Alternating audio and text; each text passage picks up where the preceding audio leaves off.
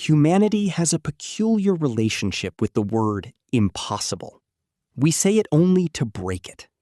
We looked at the sound barrier and called it a wall. We shattered it. We looked at the moon and called it a dream. We left footprints there. We are a species defined by the audacity of overcoming limits.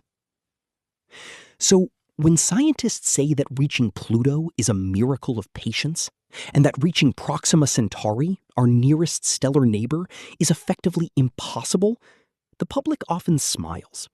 They nod politely, thinking, give us 50 years. Give us warp drives. We'll figure it out.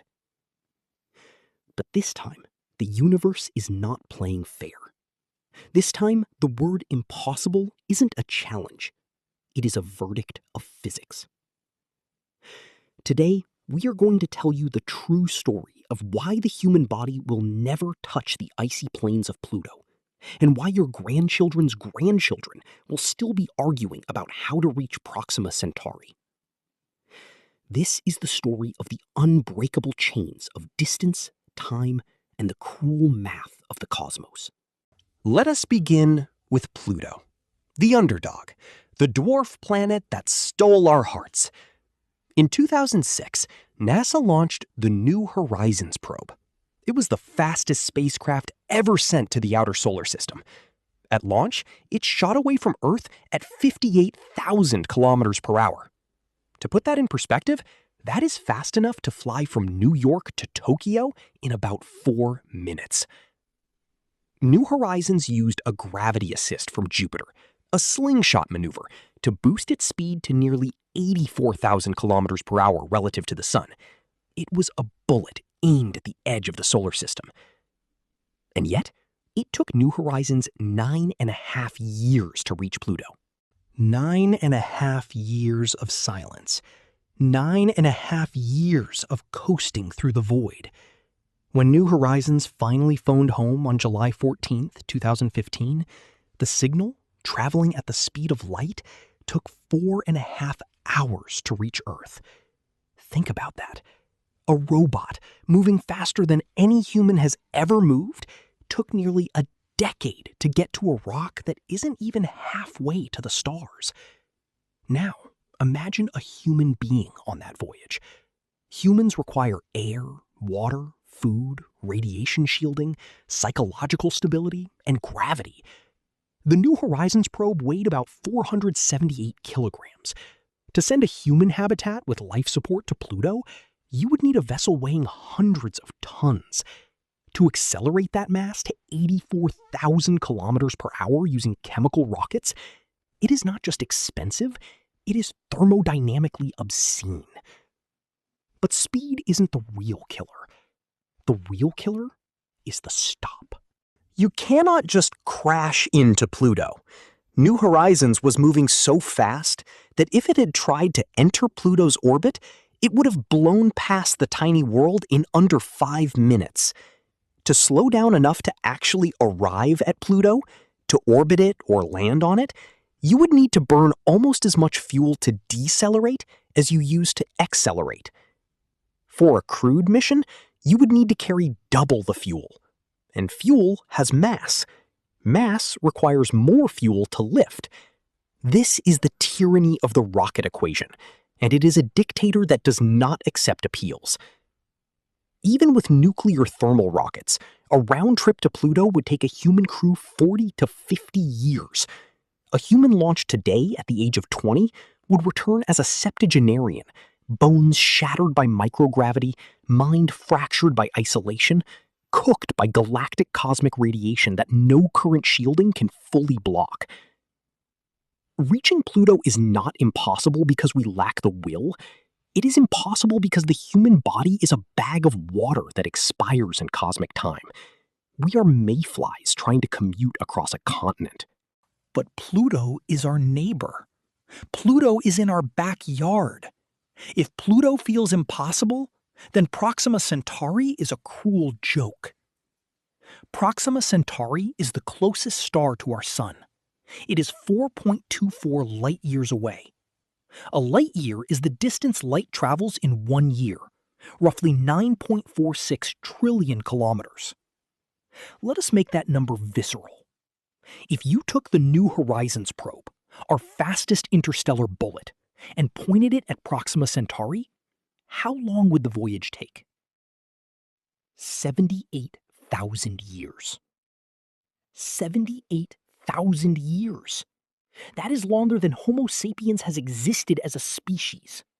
The pyramids of Giza would be built, crumble to dust, and be swallowed by the desert, and New Horizons would still be flying. To send a chemical rocket to Proxima Centauri would require a generational ship, a sealed ark where grandparents are born, live, die, and are buried in the radiators, and their grandchildren never know the feel of sunlight on their skin. Those descendants would arrive at a red dwarf star 2,000 generations later, speaking a language that evolved so much that they would not understand the launch recordings. But let us say you are impatient. Let us say you refuse to accept 78,000 years. You demand fusion rockets.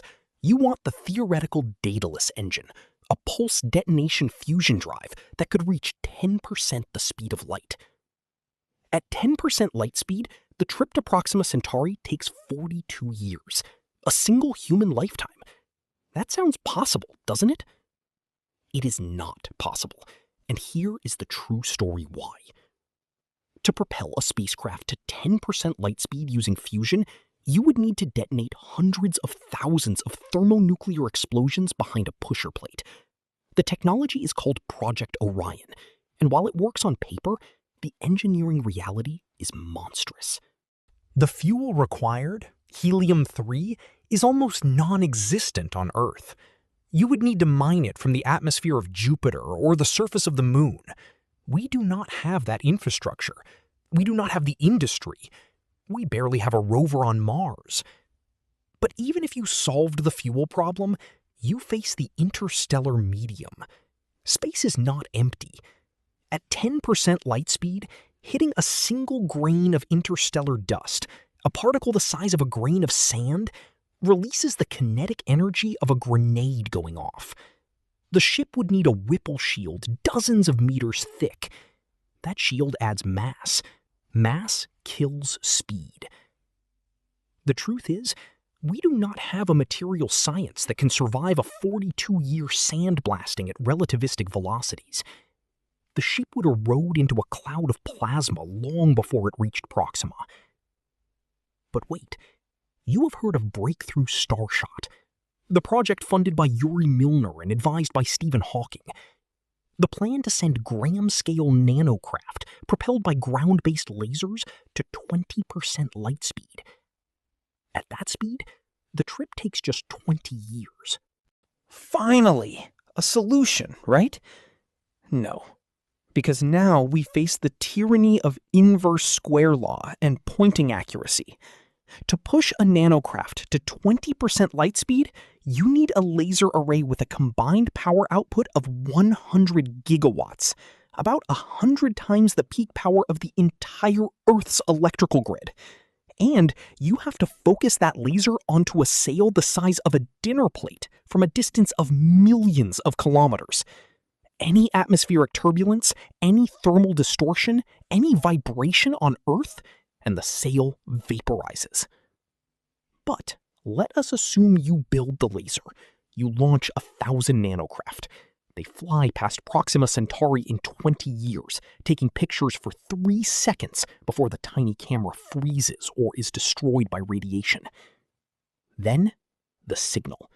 The data travels back to Earth at the speed of light. 4 years of travel. You get your blurry images of an alien star system 24 years after launch. It is a technological miracle, but it is a flyby. You cannot stop, you cannot land, you cannot... And even if you got there, even if you broke every law of economics and physics, Proxima Centauri is a nightmare. Proxima is a red dwarf star. It is volatile.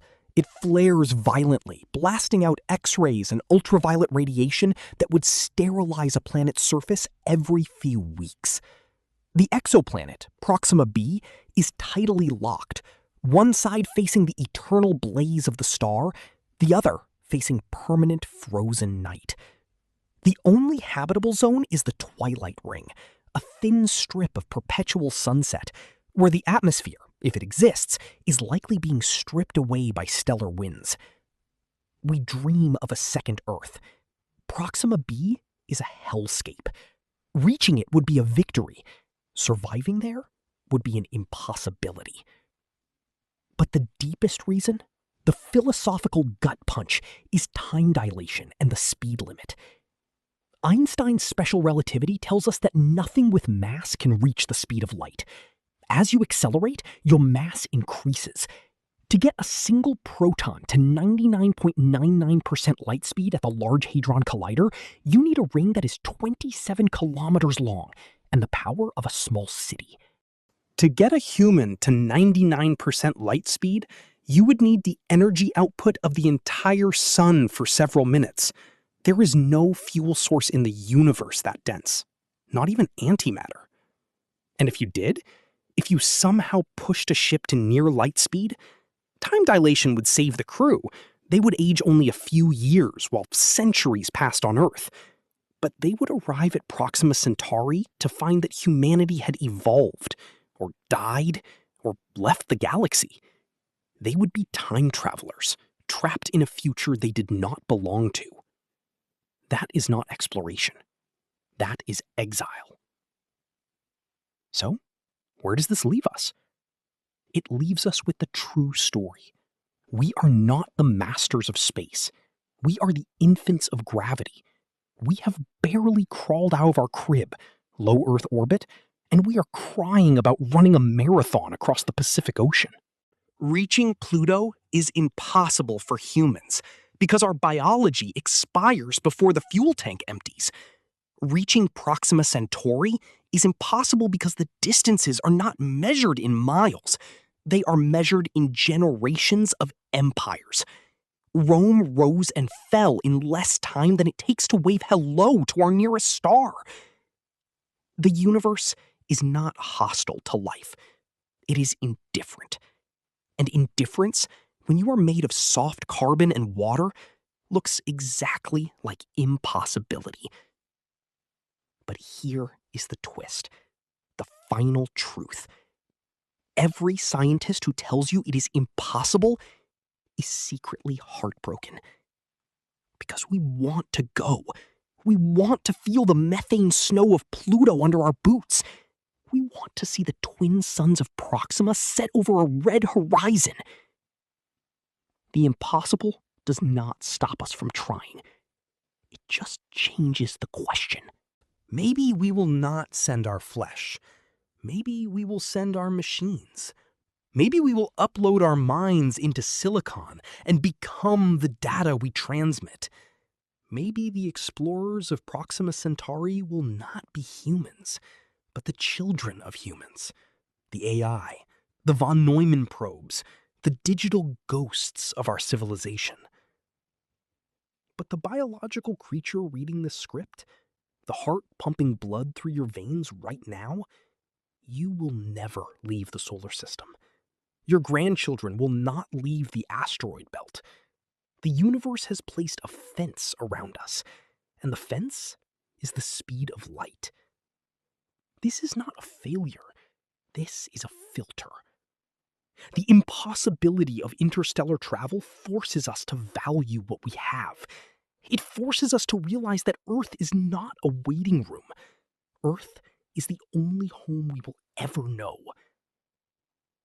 So, when you look up at Proxima Centauri tonight, that faint red dot in the constellation Centaurus, remember, it is not a destination. It is a reminder. A reminder that the universe is vast and we are small. And that the only miracle we truly possess is that we exist at all on this perfect, fragile, unreachable blue dot. The stars will remain silent. And we will remain here. And maybe, just maybe, that is the way it was always meant to be. This has been the true story of why reaching Pluto or Proxima Centauri is still impossible. Not because we lack courage, but because physics wrote the contract, and we forgot to read the fine print.